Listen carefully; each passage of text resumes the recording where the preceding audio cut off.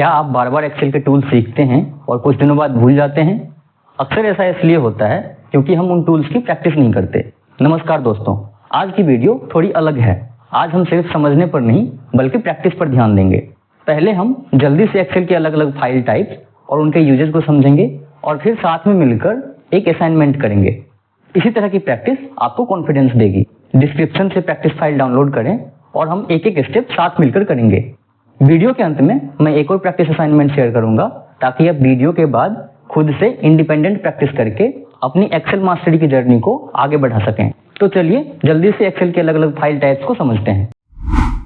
सबसे पहले Excel workbook, जिसके फाइल टाइप में .xlsx होता है। यह सबसे ज्यादा इस्तेमाल होने वाला फॉर्मेट है। यह मॉडर्न फाइल टाइप है जिसमें फॉर्मूला, चार्ट और बड़े डेटा आसानी से सेव किए जा सकते हैं। लीगेसी वर्कबुक, जिसके फाइल टाइप में .xls होता है। यह एक पुराना फाइल टाइप है जिसकी लिमिटेशन है कि बहुत बड़ा डेटा इसमें नहीं रखा जा सकता और नए नए फीचर्स इसके साथ कंपेटेबल नहीं होते हैं। मैक्रो इनेबल्ड वर्कबुक, जिसके फाइल टाइप में .xlsm दिखता है। अगर आपकी फाइल में मैक्रोज हैं तो आप अपनी वर्कबुक को macro enabled workbook file type के रूप में सेव करें। अब बाइनरी वर्कबुक, जिसके फाइल टाइप में .xlsb दिखता है। यह बड़ी फाइलों के लिए बेहतर है। यह जल्दी खुलता है और परफॉर्मेंस को तेज बनाता है। और अंत में कॉमा सेपरेटेड वैल्यूज, जिसके फाइल टाइप में .csv होता है। यह डेटा शेयरिंग और इंपोर्ट एक्सपोर्ट के लिए ज्यादा यूज होता है। इसमें सिर्फ टेक्स्ट दिखते हैं जो कॉमा से सेपरेटेड होते हैं। इसमें कोई फॉर्मूला या फॉर्मेटिंग नहीं होती। अब हम साथ मिलकर प्रैक्टिस करते हैं। अगर आपने अभी तक प्रैक्टिस शीट डाउनलोड नहीं की है तो इसे डिस्क्रिप्शन से डाउनलोड कर लीजिए। आगे बढ़ने से पहले हम अपने असाइनमेंट को समझ लेते हैं। हमारी असाइनमेंट का गोल है पूरी संस्था के एम्प्लॉयज के लिए एक रिइंबर्समेंट क्लेम फॉर्म तैयार करना और इसमें हर एक एक्सपेंस हेड का कुल खर्च ऊपर एक्सपेंस समरी में खुद दिखाई दे। क्लेम का ड्यूरेशन केवल फाइनेंशियल ईयर 2025-26 के भीतर हो और फ्यूचर डेट्स को एक्सेप्ट ना करे।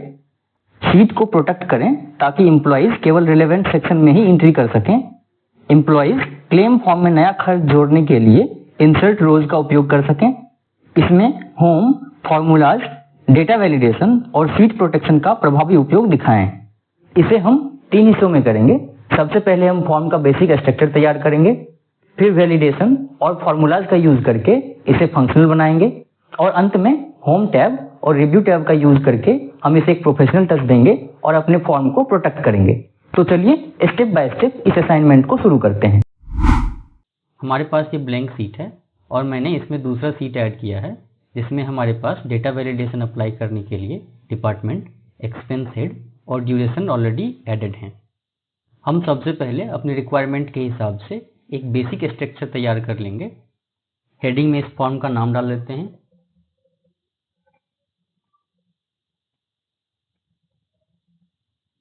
फॉर्म का टॉप लेफ्ट कॉर्नर हम एम्प्लॉय डिटेल्स के लिए रखते हैं।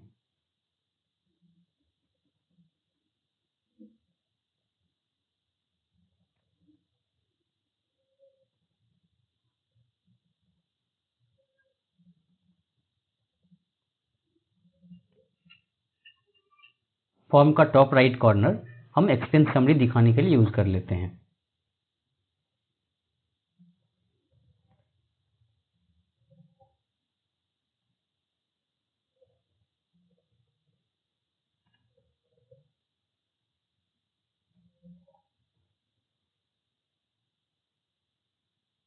एक्सपेंस हेड को हम यहां से कॉपी कर लेते हैं और यहां हम Ctrl+Shift+V दबाकर इसे पेस्ट एज वैल्यू कर लेते हैं। नीचे हम क्लेम पीरियड डाल देते हैं और एक्सपेंस समरी में टोटल क्लेम अमाउंट। अब हम क्लेम डिटेल्स के हेडर्स को रेडी कर लेते हैं। इसमें हमारा पहला कॉलम सीरियल नंबर है, दूसरा हमारा एक्सपेंस हेड होगा, इसके बाद expense detail, date, amount, bill number and remarks. अब हम फॉर्म की लेआउट को थोड़ा एडजस्ट कर लेते हैं। सबसे पहले हम इस फॉर्म के नाम को सारे सेल्स को मर्ज करके सेंटर में ले आएंगे। एम्प्लॉय डिटेल्स सेक्शन को भी हम मर्ज करके यूनिफॉर्म कर लेते हैं ताकि एम्प्लॉय डिटेल्स का सेक्शन अलग दिखे। यहाँ आप देख रहे हैं कॉलम ए की विड्थ काफ़ी कम है। अगर हम इसे बढ़ाते हैं तो हमारा सीरियल नंबर का कॉलम काफ़ी बड़ा हो जाएगा, जो दिखने में प्रोफेशनल नहीं लगेगा। तो इसके लिए हम इसकी विड्थ नहीं बढ़ाकर एम्प्लॉय डिटेल्स की फील्ड्स को एक्स्ट्रा स्पेस देंगे। इसके लिए हम हर फील्ड के कॉलम ए और कॉलम बी को मर्ज करेंगे।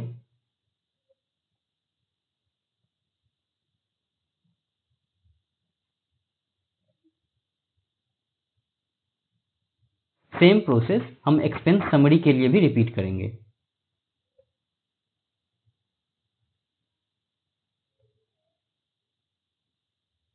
अमाउंट कॉलम को हम शिफ्ट कर लेंगे।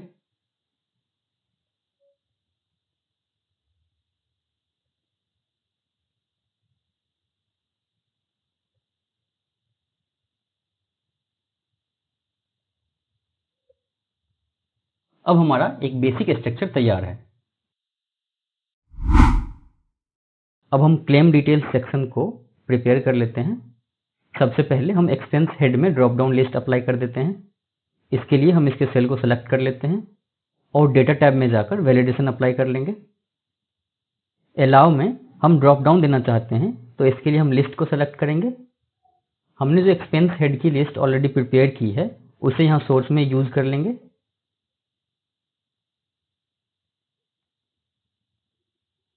और ओके करते ही ड्रॉप डाउन अप्लाई हो गया है। अब डेट के लिए हमारे पास दो कंडीशन थी। एक, वो इस फाइनेंशियल ईयर से पहले का नहीं होना चाहिए और वो एक फ्यूचर डेट नहीं होना चाहिए। तो इसमें भी हम डेटा वैलिडेशन अप्लाई कर लेंगे। इसके लिए वापस से वैलिडेशन टूल पर जाएंगे और अलाउ में हम डेट अलाउ करेंगे। स्टार्ट डेट में हम 1 अप्रैल को चुन लेंगे और एंड डेट में टुडे फंक्शन ने जो डेट रिटर्न की है उसे यूज कर लेंगे। ओके करते ही ये वैलिडेशन भी अप्लाई हो गया। अब अमाउंट में भी हम वैलिडेशन अप्लाई कर लेते हैं। अमाउंट एक होल नंबर होना चाहिए और 0 से बड़ा होना चाहिए।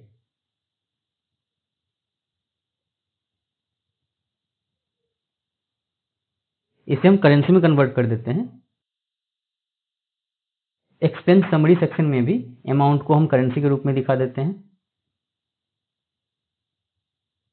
अब हम क्लेम डिटेल सेक्शन को एक टेबल के रूप में कन्वर्ट कर लेते हैं।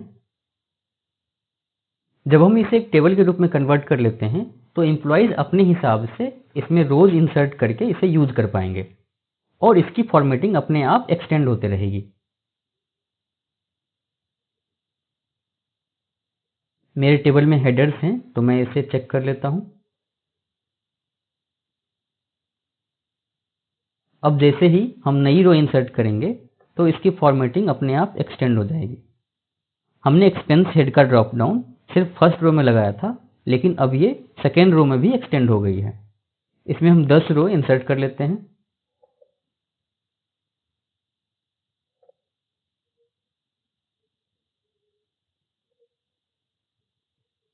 इस टेबल में 12 रो ऐड हो गई हैं।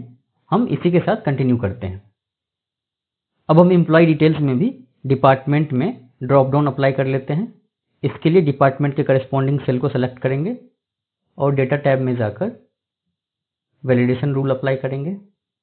अलाउ में हम लिस्ट को सेलेक्ट करेंगे और सोर्स में डिपार्टमेंट की लिस्ट को यूज कर लेंगे। अब हम एक्सपेंस समरी सेक्शन को रेडी कर लेते हैं। यहाँ हमें अलग अलग एक्सपेंस हेड के टोटल अमाउंट दिखने चाहिए। तो इसके लिए हम सारे अमाउंट को ऐड करेंगे जो एम्प्लॉय यहाँ एंटर करेंगे, लेकिन इसमें एक कंडीशन ये रहेगी कि बस हम उन्हीं अमाउंट्स को ऐड करें जिसका एक्सपेंस हेड ट्रेवल हो। वैसे ही फूड के लिए हम सिर्फ फूड वाले एक्सपेंस हेड को ही ऐड करेंगे। इसके लिए हम सम इफ फंक्शन का यूज करेंगे, जिसे डिटेल में हम आगे कवर करेंगे। अभी के लिए हम इसे यूज करते हैं। रेंज हमारा एक्सपेंस हेड होगा। हमारा एक्सपेंस हेड ट्रेवल होना चाहिए, तो इसके लिए हम यहाँ ट्रेवल टाइप करेंगे।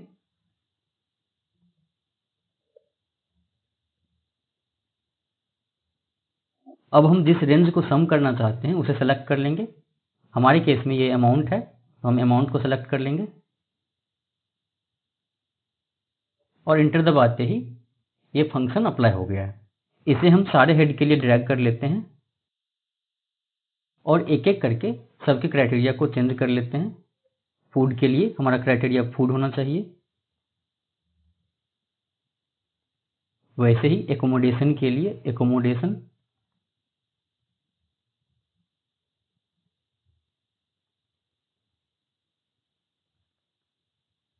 स्टेशनरी,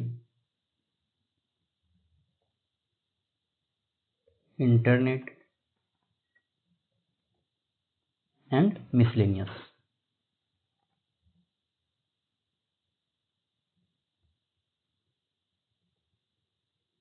टोटल क्लेम अमाउंट के लिए हम सिंपली सम फंक्शन का यूज कर लेंगे।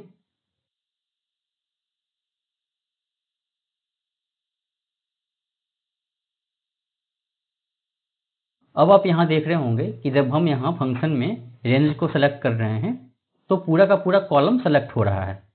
इससे ये फायदा होगा कि जब एम्प्लॉयज नए रो ऐड करेंगे तो ये ऑटोमेटिकली एक्सटेंड होते रहेगा। इसे हम चेक कर लेते हैं।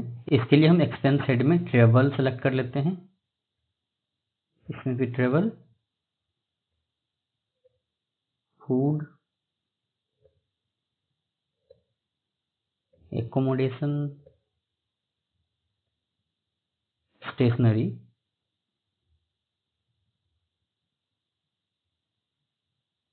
Hundred, 200, 100, 100 and 100। यहाँ ट्रेवल हमारा ऐड होके 300 दिख रहा है, वैसे ही फूड 100 दिख रहा है, एकोमोडेशन भी 100 एंड स्टेशनरी भी 100 और टोटल क्लेम अमाउंट 600। इसे हम एक्सटेंड करके देख लेते हैं कि रेंज हमारा एक्सटेंड हो रहा है कि नहीं। इसके लिए हम एक रो इंसर्ट कर लेते हैं और इसमें एक्सपेंस हेड ट्रेवल सेलेक्ट करके अमाउंट डालते हैं 100 और ये काम कर रहा है। अब हमारा क्लेम फॉर्म रेडी है।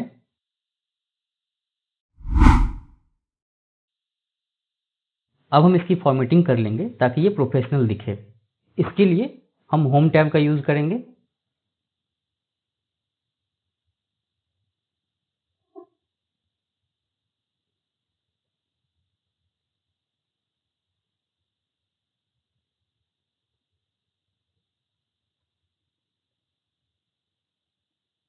इसे हम अलाइन कर लेते हैं।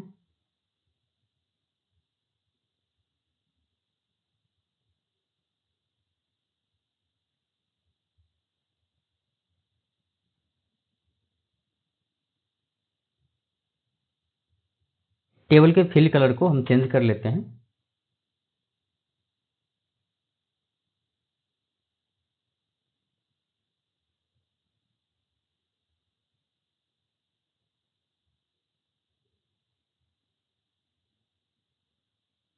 अब हमारा क्लेम फॉर्म रेडी है। हमें एडिशनल रोज या कॉलम्स की जरूरत नहीं है, तो हम इन्हें हाइड कर लेंगे। इसके लिए हम एक एक एक्स्ट्रा रो और कॉलम को छोड़ेंगे, बाकी सारे रोज और कॉलम्स को हाइड कर देंगे। इसके लिए हम कंट्रोल शिफ्ट और एरो की मदद से सारे कॉलम्स को सेलेक्ट कर लेंगे और इसे हाइड कर लेंगे। सेम प्रोसेस हम रो के लिए भी अपनाएंगे।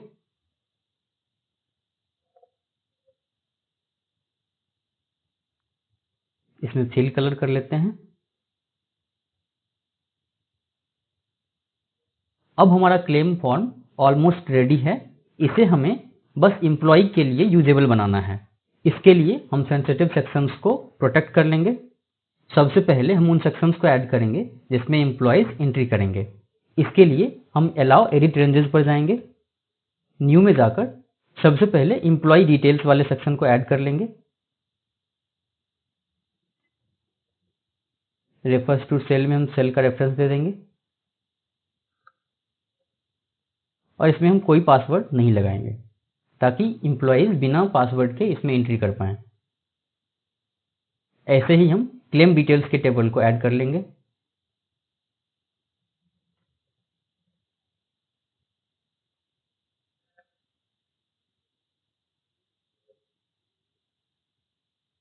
अब हम सीट को प्रोटेक्ट कर लेंगे ताकि एम्प्लॉइज सिर्फ क्लेम डिटेल्स और एम्प्लॉय डिटेल्स से एंटर कर पाएं। यहां हम पासवर्ड का यूज करेंगे। हम चाहते हैं कि एम्प्लॉइज नए रोज इंसर्ट कर पाएं, तो इसके लिए हम इंसर्ट रोज को चेक कर लेंगे और ओके करेंगे और वापस से पासवर्ड को कंफर्म कर लेंगे। अब हमारा सीट प्रोटेक्ट हो गया है। अभी भी एक लास्ट काम बचा है जो हमें करना है। ये दूसरी sheet data to be used employees के मतलब की नहीं है, तो इसे हम हाइड करना चाहते हैं। तो इसे हम सिंपली राइट क्लिक करके हाइड कर लेंगे। अब हम प्रोटेक्ट वर्कबुक टूल की मदद से इस पूरे वर्कबुक को प्रोटेक्ट कर लेंगे ताकि एम्प्लॉइज इसमें नई सीट ना तो ऐड या ना ही डिलीट कर पाएं और हिडन सीट को भी वो नहीं देख पाएंगे। यहां भी हम पासवर्ड लगा लेते हैं। अब हम इसे टेस्ट करके देखते हैं कि क्या हम नई सीट ऐड कर पा रहे हैं या नहीं। यहाँ क्लिक काम नहीं कर रहा है, मतलब मैं नई सीट ऐड नहीं कर पा रहा हूँ। वैसे ही मैं यहाँ कोई चेंज करने की कोशिश करता हूँ और कोई भी चेंज नहीं हो रहा है। यहाँ नाम में एंट्री हो रही है।